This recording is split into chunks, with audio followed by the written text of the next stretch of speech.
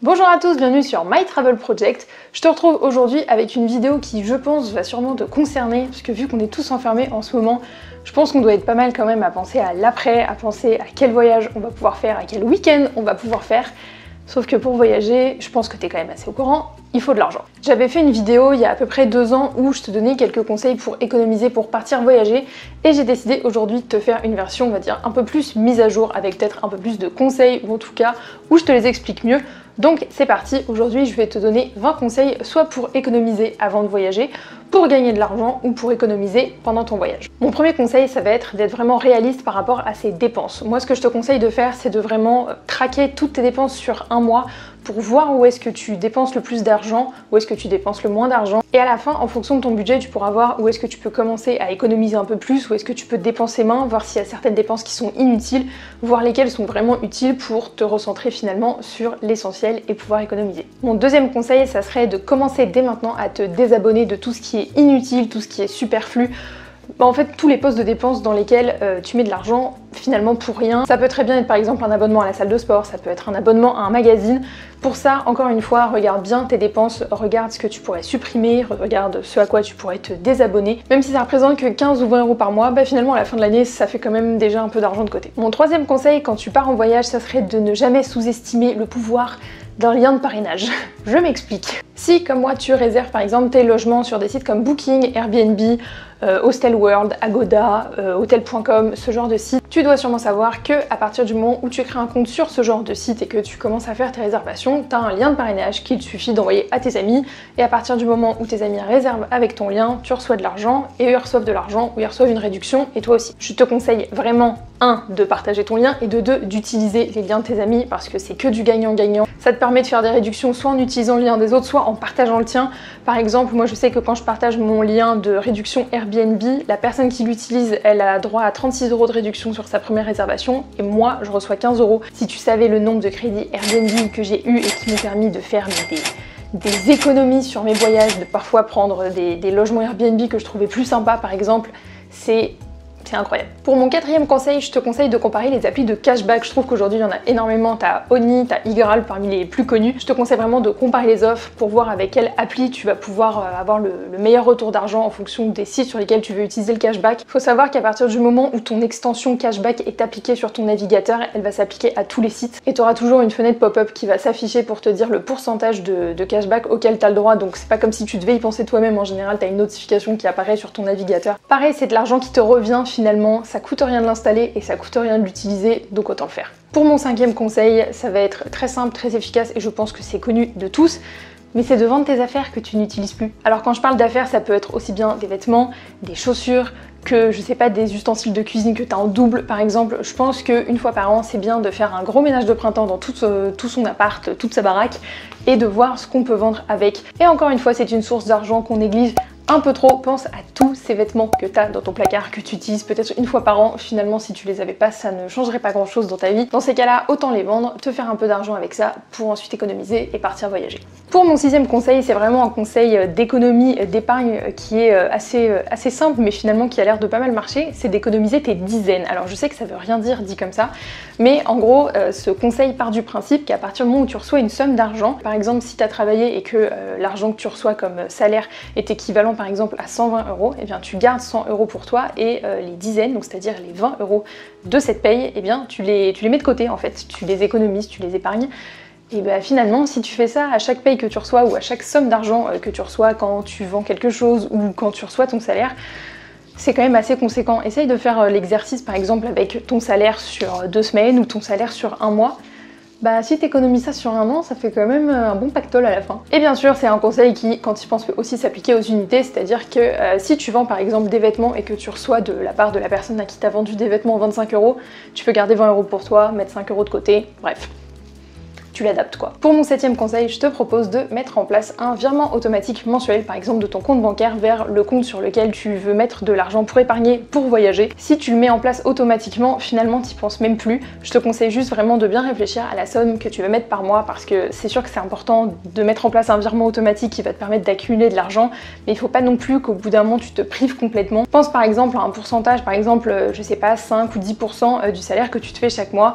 Prévois un prélèvement automatique à une certaine date et ensuite t'y penses plus. Pour le conseil numéro 8, je te propose de commencer à te mettre en cuisine, d'apprendre à cuisiner, de faire tes repas chez toi au lieu d'aller manger à l'extérieur quand tu pars au boulot et de faire ton café chez toi. On dirait pas comme ça, mais si tu prends un café tous les matins au café du coin avant de partir au boulot et que ton café, on va dire, te coûte 2 € par jour, ça te fait 10 € par semaine, ça te fait 40 € par mois juste en café. Je pense que tu dépenses bien moins en faisant du café à la maison. Et c'est pareil quand tu cuisines ta lunchbox à amener au bureau au lieu d'aller déjeuner au resto avec des collègues. Mais si tu te fixes par exemple un objectif de te préparer au moins 2 ou 3 lunchbox par semaine, et bien c'est toujours 2 ou 3 repas que tu vas pas passer à l'extérieur et où tu vas dépenser moins d'argent.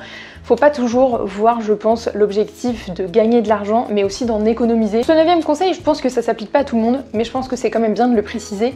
Si tu peux avoir un boulot qui te permet de faire parfois des horaires de nuit, les horaires de nuit en général c'est quand même mieux payé. Et si t'es pas dans un boulot qui te permet de faire des horaires de nuit, tu peux également par exemple travailler à la mission, donc dans des agences d'événementiel par exemple. Certaines missions se font de soir, donc la nuit ça veut pas dire par exemple de 8 h du soir jusqu'à 4 h du matin, parfois c'est des horaires de soirée, par exemple jusqu'à 23 h. On est déjà à la moitié de la vidéo et c'est mon 10e conseil. Bien sûr, privilégie les événements gratuits. Je pense qu'économiser ou gagner de l'argent en fait pour partir en voyage, ça veut pas dire se priver totalement sur d'autres sur d'autres aspects de ta vie. En fait, je pense qu'il faut quand même continuer à avoir une vie sociale, mais tu peux très bien participer à des événements gratuits et donc sortir sans pour autant dépenser de l'argent. Il y a quand même plein de sites aujourd'hui qui te proposent plein d'événements, dont des événements gratuits. Alors bien sûr, tu as tous les événements Facebook, mais tu as aussi des sites comme Eventbrite par exemple, que je te conseille vraiment parce que parfois tu peux découvrir des petites perles au niveau des événements. Le fait d'économiser de l'argent ne devrait pas non plus signifier qu'on doit sacrifier toutes les sorties et toutes les activités sociales qu'on a. Pour mon 11e conseil, je te propose de changer de forfait de téléphone. Alors c'est sûr qu'en France, il y a quand même beaucoup de forfaits qui sont à 2 ou 3 € par exemple. Si c'est pas ton cas, eh bien je te conseille fortement de regarder les offres qu'il y a chez ton opérateur ou même chez un autre opérateur pour pouvoir passer à un forfait qui soit un peu moins cher par mois. Je pense qu'on est tous au courant du forfait Free à 2 €, mais il y a aussi d'autres forfaits qui sont à peu près dans les mêmes prix quand c'est des offres limitées avec parfois plus de gigas d'internet par exemple, c'est souvent la grosse question. En économisant sur ton forfait, eh bien encore une fois, c'est de l'argent que tu peux économiser pour voyager. Tu peux également mettre à louer des objets que tu n'utilises pas. Par exemple, si tu as des outils comme une perceuse, si tu as une tondeuse à gazon, ce genre de choses, mais que tu l'utilises pas si souvent que ça, autant que ça serve aussi à quelqu'un d'autre. Il y a des sites aujourd'hui qui te proposent de mettre en location ta perceuse, ta tondeuse à gazon, bref, tous ces genres d'objets à des particuliers. Ça te permet de gagner de l'argent là-dessus sans pour autant avoir à vendre tes objets si tu sais que tu en as encore l'utilité une fois de temps en temps. Dans le même genre d'idée, mais pour un autre conseil, eh bien n'oublie pas de penser à l'économie collaborative, c'est-à-dire de louer tes services. Si par exemple toi tu sais tondre un gazon et que ton voisin ne sait pas, il peut très bien louer tes services et te payer pour 1 ou 2 heures le dimanche pour tondre son gazon ou arroser sa pelouse, j'en sais rien. Tous des services comme ça qu'on sait vendre, qu'on peut vendre, donc autant le faire. Je te mettrai dans l'écran et aussi dans la barre d'infos des sites qui te proposent de proposer tes services en fait pour ce genre de choses et donc de gagner de l'argent. Aussi, si tu es déjà prêt à partir voyager mais que tu veux économiser un peu d'argent pendant ton voyage, eh bien je te conseille de partir juste avec un bagage cabine parce qu'aujourd'hui, avec les compagnies aériennes,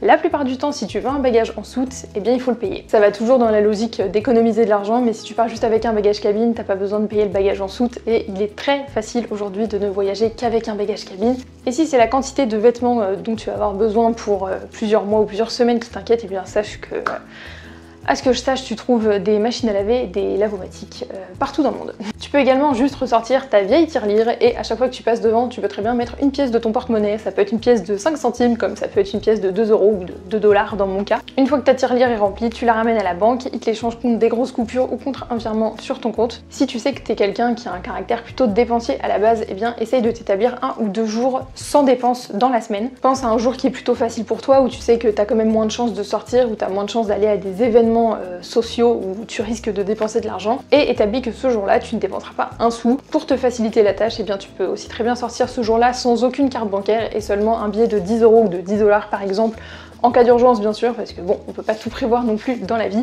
Établis-toi 1 ou 2 jours par semaine, vois comment ça fonctionne, et l'argent que tu aurais normalement dépensé ce jour-là, eh bien t'as plus qu'à l'épargner. Tu peux également essayer de multiplier des sources de revenus. Donc ce que ça veut dire, c'est que en plus de ton job étudiant, par exemple si tu es étudiant, tu pourrais très bien une fois de temps en temps faire du babysitting, ça te permet d'avoir une deuxième source de revenus. Si tu penses que tu es plutôt doué par exemple en photographie, en dessin, pour fabriquer des bijoux, c'est aussi des compétences que tu peux vendre par exemple. Je sais qu'il y a aussi certaines personnes une fois de temps en en temps qui donnent des cours particuliers. L'idée c'est pas de travailler H24, mais c'est sûr qu'en ayant 2 sources de revenus plutôt qu'une, eh bien forcément tu gagnes plus d'argent. Ce que je te conseille également, c'est de t'inscrire à des newsletters pour avoir des bons plans. Donc là je pense à notamment des newsletters pour les avions. Donc je sais qu'au Québec il y a celle qui s'appelle Les Vols d'Alexis, donc qui est un site et qui t'envoie en fait des super deals par rapport aux billets d'avion. Alors bien sûr c'est que pour des vols à partir du Québec, mais il y a aussi des pages Facebook que tu peux suivre ou des sites sur lesquels tu peux t'inscrire pour recevoir leur newsletter. Donc par exemple je pense à Secret Flying et Voyage Pirate. Si tu es vraiment flexible sur tes dates de voyage ou sur ton aéroport de départ, parfois il y